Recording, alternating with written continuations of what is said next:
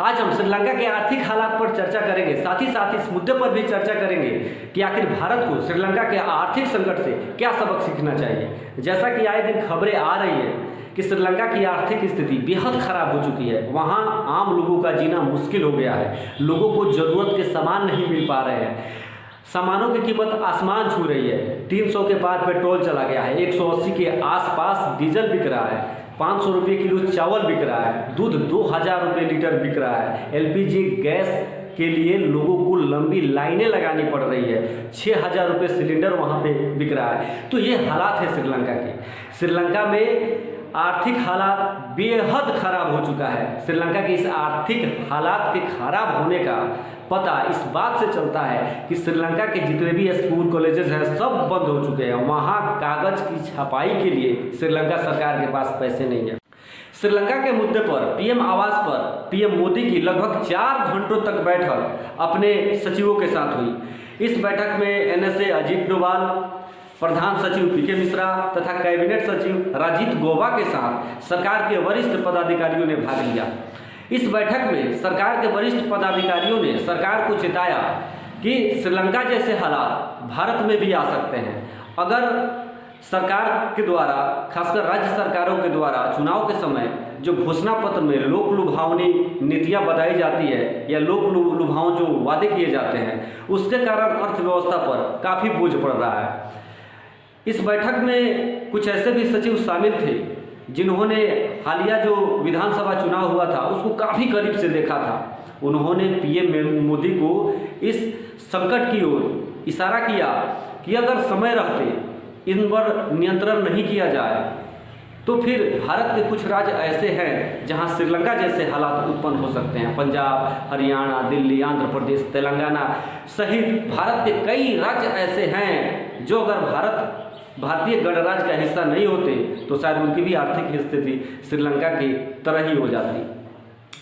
तो supreme court भी इस मुद्दे पर चिंता जाहिर कर चुका है कि चुनाव के समय चाहे जो भी राजनीतिक दल हो, मैं किसी एक राजनीतिक दल की बात नहीं कर रहा हूँ, जितने भी राजनीतिक दल है या सत्तारूढ़ सरकारें हैं, चुनाव के समय जनता के बीच जाकर लोक लुभावने वादे करते हैं कि चुनाव जीतने के बाद मुफ्त में बिजली दी जाएगी, रसोई गैस दिया जाएगा, लैपटॉप दिया जाएगा, या तमाम प्रकार की चीज़ें दी जाएंगी। तो भारतीय जनता इस चीज़ को समझ नहीं पाती है। लोग समझते हैं कि सरकारें गरीबी के कारण या गरीबों के उत्थान के कारण सरकार मुफ्त में योजनाएं चला रही हैं, लेकिन अगर सच पूछा जाए तो सरकारें अपने फायदे के लिए, अपने वोट बैंक की राजनीति के लिए ऐसा करती है। सरकार के इस कारनामे से बोझ बढ़ता है सरकार के ऊपर। कई राज्य ऐसे हैं जिनकी आर्थिक स्थिति काफ़ी खराब है। अगर भारत सरकार नहीं होती, अगर उन्हें दूसरे देशों से कर्ज लेना होता तो निश्चित रूप से उनकी भी हालत खराब हो गई होती।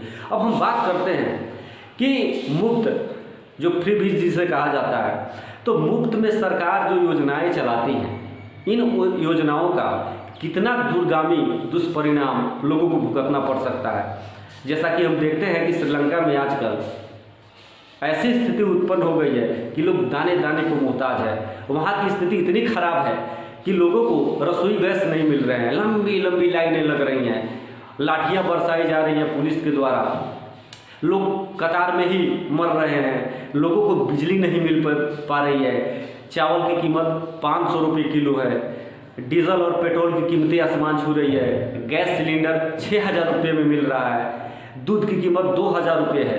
मैं इस मुद्दे की तरफ आपका ध्यान खींचना चाहता हूं कि सरकार आखिर अब उन गरीबों के लिए क्या कर सकती है जिन गरीबों के लिए सरकार ने इन लोक लुभावनी नीतियों का अनुसरण किया है या फ्री में चीज़ें देने का काम किया है। आज उन गरीबों को कौन पूछेगा? चारों तरफ चीख पुकार मचा हुआ है। गरीबों को लाइनों में कौन कहे, सामान भी उपलब्ध नहीं हो पा रहे हैं। आखिर सरकार उन गरीबों के लिए क्या कर सकती है, यह सबसे बड़ा मुद्दा है। एक बार सरकार यह कहती है कि गरीबी के लिए और गरीबों के लिए, जिनकी आर्थिक स्थिति खराब है, जो गरीबी रेखा के नीचे गुजर बसर कर रहे हैं, उनके लिए सरकार मुफ्त में योजनाएं लेकर आई है। लेकिन इन योजनाओं के कारण अगर सरकार की आर्थिक स्थिति खराब हो जाती है, बदहाल हो जाती है, जैसा कि श्रीलंका में आज देखने को मिल रहा है, तो आखिर अब इन गरीबों को कौन पूछेगा।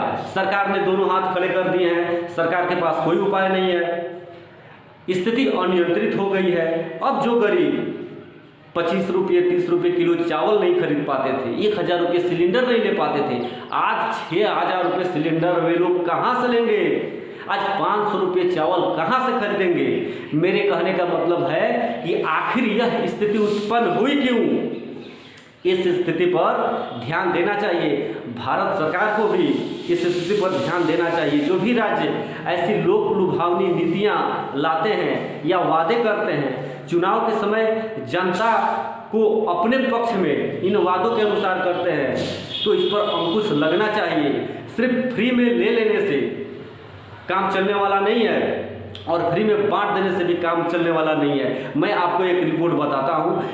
एक रिपोर्ट के अनुसार जहाँ भी फ्री की योजनाएं चल रही है, वहाँ सरकारें शिक्षा और स्वास्थ्य जैसी बुनियादी सुविधाओं के बजट में भी कटौती कर रही है। उधर पैसा काट करके और मुफ्त चीज़ों को देने में लगाया जा रहा है। प्रधानमंत्री मोदी ने भी इस पर चिंता जाहिर करते हुए कहा है कि सिर्फ गरीबी का हवाला देकर मुफ्त योजनाएं चलाना समस्या का समाधान नहीं है, इससे काम चलने वाला नहीं है, कुछ सुधार होने वाला नहीं है, बल्कि इस पैसे को आधारभूत संरचना मजबूत करने में लगाना चाहिए। इस प्रकार से अवसर उपलब्ध कराने चाहिए ताकि लोगों को रोजगार मिले, लोग स्वावलंबी बन सके, लोग फ्री के चक्कर में नहीं रहे। पहले हमारे पूर्वज भी कहा करते थे कि मुफ्त का बड़ा महंगा पड़ता है, जैसे श्रीलंका में आजकल पड़ रहा है। मुफ्त में जिसने चावल खरीदा आज 500 रुपये चावल खरीदने को मिल रहा है वहाँ पे। मुफ्त में जिसने गैस कनेक्शन लिया आज गैस की किल्लत है, लंबी लाइनें लग रही है, उसके बाद भी गैस मिलना मुश्किल है। बिजली का वही हाल है। तो अब मैं आप लोगों से यह कहना चाहता हूँ कि आपके मन में क्या है।